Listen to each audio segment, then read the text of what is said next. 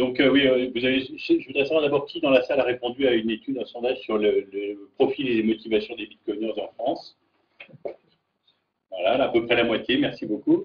Donc on a lancé une étude en novembre l'année dernière. On a eu maintenant une étude qui a été diffusée dans 4 langues différentes. On a eu à peu près 356 réponses sur une communauté très fermée qui est celle des bitcoiners. Donc Karl m'a demandé de venir présenter un petit peu les résultats de cette étude rapidement. J'ai créé il y a une dizaine d'années la société WakeUp, qui est une agence de design qui est spécialisée dans les objets connectés. Alors, les premiers objets connectés, c'est le smartphone. Il y a eu le Minitel avant, mais aujourd'hui, il y a le smartphone. Et il y a ce fantasme dans le monde des objets connectés, qui est de penser qu'un jour, le frigidaire va faire vos courses à votre place, va savoir exactement ce qui manque, et va passer ses commandes directement. Donc, on s'intéresse à toutes les technologies nouvelles qui permettent de rendre plus intuitifs, plus intelligents les objets connectés. Et parmi ces technologies, évidemment, on s'intéresse au protocole Bitcoin, puisque le principe, c'est de penser que bientôt ma cave à vin pourra commander chez le vendeur de vin Nicolas automatiquement les bouteilles que j'ai vues hier soir et qu'on viendra me les remplacer dans ma cave à vin sans poser de problème. Donc, il faut que les objets puissent payer un jour et ça passe par le développement du Bitcoin. Donc, on a voulu savoir, première chose, on a voulu comprendre, il y a plusieurs mois, comprendre le phénomène Bitcoin, et puis on a fait une analyse mondiale des profils et des motivations des Bitcoiners par questionnaire auto-administré sur Internet. Donc voilà, je dirais cette société wakeup.com. J'ai travaillé chez Dow Jones aussi dans la finance un petit peu, donc je connais un tout petit peu le sujet. Je passe assez vite. Et donc, notre métier, c'est entre autres d'étudier les nouvelles technologies, d'étudier les nouveaux usages également, ce que les gens sont prêts à accepter ou pas de faire avec leurs objets. Donc, on s'intéresse au phénomène Bitcoin, au compte Nickel qui a commencé hier, qui est le premier compte sans banque. Donc, il y a un phénomène où on se rend compte que les Français et les gens dans le monde entier disent tiens, si je pouvais me passer de l'autorité bancaire, si je pouvais me passer de ma banque, si je pouvais me passer de différentes organisations, pourquoi pas. On s'intéresse aux technologies sans contact et il y a de nouveaux modes de paiement qui sortent, par exemple Orange Cash avec Visa, par exemple. Donc on s'intéresse à tous ces phénomènes-là et notre métier c'est de concevoir des objets connectés et des nouveaux services. Donc on s'intéresse au Trésor Safe, on s'intéresse à toutes ces nouvelles technos et aux nouveaux objets. Donc on a lancé ce questionnaire dans plusieurs pays, en français, en anglais, en espagnol, en allemand, et on a eu des réponses de 42 pays déjà, qui sont listés ici par ordre alphabétique. Je ne sais pas si la Russie de Oleg est listée ici, il y a quelques Russes. Et on s'est dit qui sont les bitcoiners. Alors, première chose, voilà les métiers des bitcoiners. Alors on voit que principalement, ce sont des gens qui sont dans la finance, analystes financiers, juristes, chefs d'entreprise, ingénieurs, sont des programmeurs, des geeks. Il y a un charcutier qui nous a répondu. Voilà. On voit qu'on est encore, c'est pas encore monsieur tout le monde, c'est principalement voilà, des gens qui sont dans le domaine. C'est pas un salaud politique. Il ne s'est pas présenté, hein, c'est auto-administré. Ensuite, on s'est intéressé aux tranches d'âge. Donc d'abord, on a fait cette étude il y a 4 mois sur les pays français et parlant français autour de la France. Et on s'est rendu compte que 83% des bitcoiners francophones ont moins de 40 ans. Et maintenant, on a cherché un peu plus, on s'est rendu compte que sur 42 pays différents, 78% des bitcoiners ont moins de 40 ans. Donc on reste quand même, voilà, c'est assez, on le voit ici, hein, c'est la partie jaune qui est ici. Donc voilà, 78% ont moins de 40 ans. Ensuite, on s'est demandé hommes ou femmes. Alors, hommes ou femmes, il suffit de regarder dans la salle. En fait, il y a 5 femmes. Merci Catherine d'être là. Merci beaucoup. Donc, on voit qu'il y a très peu de femmes. Et la proportion qu'on a dans la salle, d'ailleurs, est à peu près celle qu'on constate autour du monde. Puisque on avait constaté en francophonie 88% d'hommes, 12% de femmes. Mais en fait, c'était un petit peu un mirage. On n'avait peut-être pas assez de personnes qui avaient répondu. On avait 93 répondants à l'époque. Et maintenant, on se rend compte qu'on a seulement, on n'a pas 12% de femmes, mais à peu près 4%. Et si on regarde sur les gens qui font partie de ce meet-up, eh bien, on est à 6% de femmes en France. Donc, il y a peut-être une tendance un peu française, mais on est à 6% de femmes sur le groupe meet-up. Donc, merci à Sophia, Lorraine, sur Feu des Fronts, Catherine, d'être là. Ce sont les photos meet-up, hein, j'ai rien. Vous auriez pu mettre pire, mais c'était pas mal. D'accord. Donc, vous avez fait l'idée. Et donc, on a posé des questionnaires auto-administrés. Par exemple, on s'est intéressé à comprendre leurs motivations. Quelles sont pourquoi utilisez-vous ou utiliseriez-vous des bitcoins?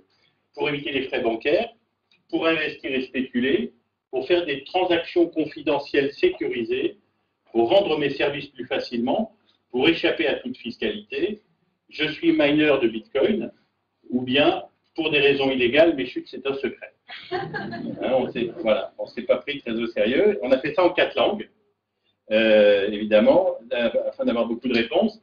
Et on a eu des réponses, mais qu'on va simplifier ici par ce petit dessin, où en fait la taille des mots représente le pourcentage de réponses, le poids d'une motivation par rapport à une autre. Donc, spéculation, c'est le gros truc, hein, 27%, c'est le plus fort taux de réponse. Éviter les banques, hein, le phénomène no banques, la confidentialité des transactions, et ensuite beaucoup moins de jeux.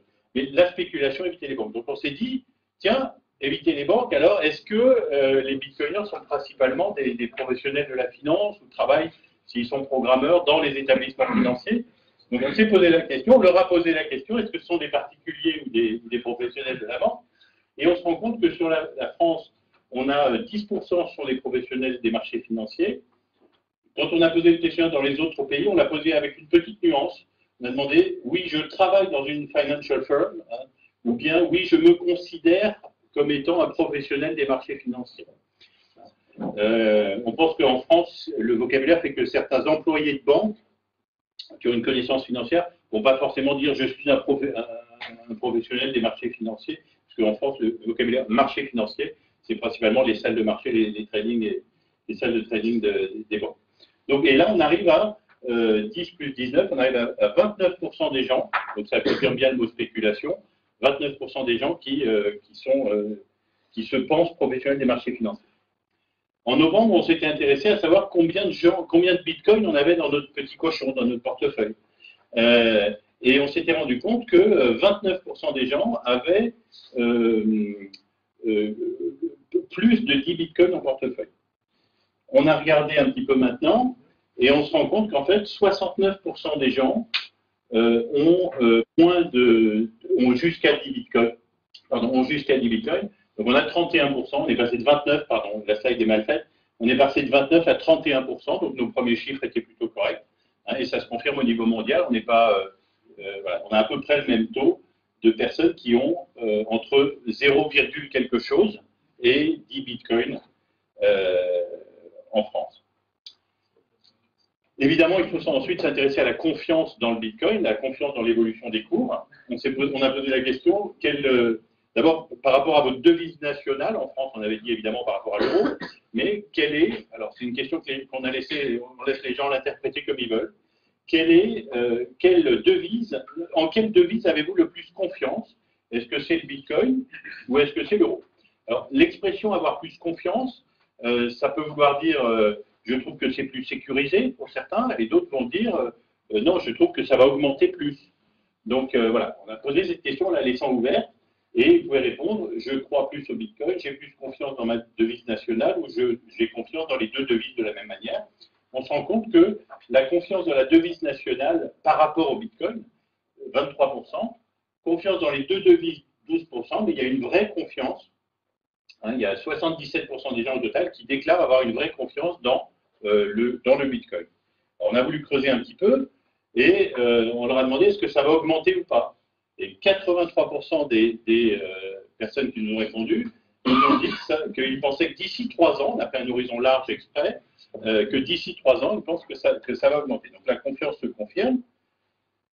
Et on a posé la question en disant, pensez-vous que le cours du bitcoin va augmenter ou baisser d'ici 3 ans? Augmenter en flèche, augmenter légèrement, rester stable ou on verra bien, baisser légèrement ou s'effondrer. Donc on a 3 groupes, augmenter, stabilité ou je ne sais pas, et baisser. Et on se rend compte que 83% ont confiance dans une hausse à 3 ans. Donc voilà.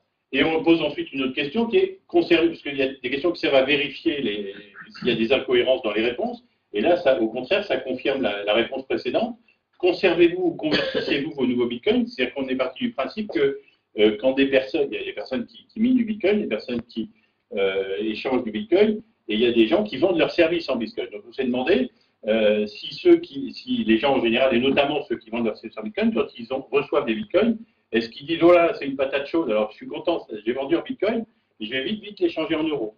Donc on a voulu savoir si les gens gardaient ou pas leur Bitcoin, et on se rend compte que 88% des gens disent conserver leur Bitcoin, seulement 8% disent je convertis mes Bitcoins, je ne veux pas en avoir trop dans mon portefeuille.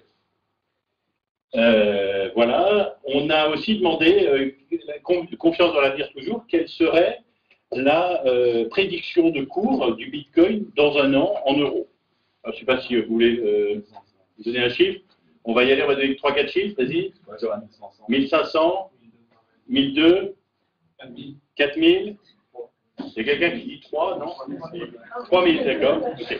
Donc on est entre 1002 et 4000. Hein, on est entre 1002 et 4000, c'est pas mal. Alors on a demandé à 350 personnes. Donc voilà, donc votre prévision elle est dans ces ordres-là. La réponse qu'on affiche nous aujourd'hui, c'est plusieurs milliers d'euros, mais le chiffre que je vous donne aujourd'hui, c'est le chiffre statistique qu'on a. On n'a peut-être pas encore assez de personnes qui ont répondu, mais le chiffre qu'on a obtenu, c'est 4560 euros. Hein, comme une moyenne. Mais en fait, dans un sondage administré par Internet, il suffit qu'il y ait quelqu'un qui dise 15 000, et si l'échantillon est trop petit, ça vient chambouler un petit peu. C'est pour ça qu'on n'affiche pas ce chiffre, mais on affiche effectivement la même réponse que vous aujourd'hui, plusieurs milliers d'euros. Est-ce que vous avez le temps de faire une étude de médiane? Non, non, et non parce que il y a plein d'autres calculs qu'on peut faire. Là, on a voulu présenter un certain nombre de résultats, mais on va continuer l'étude, on va en parler. Il y a plein d'autres calculs qu'on peut faire, des calculs d'évolution dans le temps, des calculs de médiane, plein de choses. Mais il faut avoir suffisamment de réponses de chaque pays pour comparer les pays. Voilà, donc on a besoin justement de l'aide de tout le monde pour diffuser dans vos réseaux, diffuser autour de vous ce questionnaire. Déjà pour tous ceux qui sont présents aujourd'hui qui n'ont pas répondu, y répondre. Ça aidera et plus il sera diffusé, plus les réponses seront fiables et intéressantes. On s'est posé aussi on a posé une question, la sécurité, craignez-vous pour la sécurité des bitcoins? On se rend compte que 28% disent avoir confiance et 25% disent oui, j'envisagerais éventuellement une assurance de quelque sorte que ce soit, que je paierais, qui serait contre le vol, contre la perte de fichiers, contre la baisse de valeur. Enfin, il y a un intérêt pour payer pour avoir une assurance. C'est une garantie de quelque sorte. Voilà. Ça, c'est les principaux résultats qu'on a obtenus et qu'on peut déjà diffuser de manière fiable. Hein. On a suffisamment de réponses pour que ce soit statistiquement viable. Alors, quelles sont les prochaines étapes? Le sondage est disponible en 4 langues. L'idée, c'est de pouvoir le traduire. Alors, on cherche à le traduire principalement en chinois. Il semble qu'on a trouvé quelqu'un. Mais on cherche à le traduire en chinois, en arabe, en japonais, en portugais et à le diffuser dans ces langues-là sur tous les réseaux sociaux de ces pays-là, pour avoir vraiment une vision la plus large possible. Voilà. En anglais, c'est facile d'avoir les États-Unis et beaucoup de pays, mais la Chine, c'est important, les pays arabes et autres, c'est important. Donc, on vous a vraiment posé les questions aux gens pour avoir des réponses de qualité et un grand nombre de réponses, poser les questions dans la langue du pays. Et en portugais également. Voilà. Ça veut dire, qui arrive à dire ça? On va faire un test dans la salle. Qui arrive à dire ça? Ça veut dire quelque chose? Ce qui veut dire Bitcoin accepted here. Voilà, exactement. Le Bitcoin accepté dans ce. Pardon. Donc voilà. Donc il y a eu un certain nombre de sites qui nous ont aidés justement à diffuser ce sondage. On le fait vraiment pour nous, pour comprendre le phénomène. Le site France Bitcoin, évidemment, et le meet-up qui est organisé, certains journaux qui l'ont diffusé. Voilà, mais si vous pouvez nous aider à le diffuser, ça sera toujours mieux. Et voilà. Et voilà. Merci beaucoup.